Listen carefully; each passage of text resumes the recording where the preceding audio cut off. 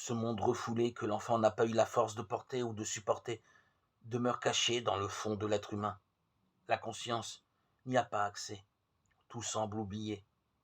Pourtant, il continue de contrôler nombre d'activités humaines. Il se manifeste à travers des colères et des peurs paniques d'être abandonné, écrasé ou étouffé par l'autorité, par une incapacité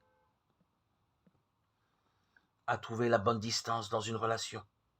On est soit trop près, soit trop loin, par une incapacité à voir et à comprendre les besoins d'autrui, par des moments de folie, de dépression, par une incapacité d'être en harmonie avec d'autres, par des colères irraisonnées en face de certaines personnes.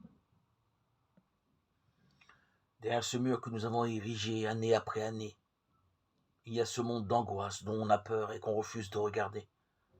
On n'arrive pas à accepter les pauvretés, les peurs, la vulnérabilité qui ici sont cachées.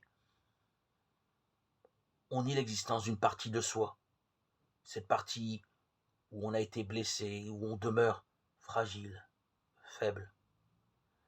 C'est le même processus qui nous fait ignorer l'existence de certaines personnes appauvries et en détresse, et qui nous fait nier le pauvre en détresse à l'intérieur de soi. Les murs épais à l'extérieur de soi trouvent leur source dans cette séparation à l'intérieur de soi.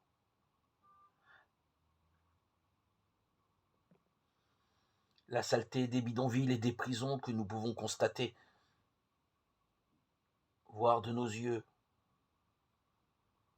est à l'image de notre saleté intérieure.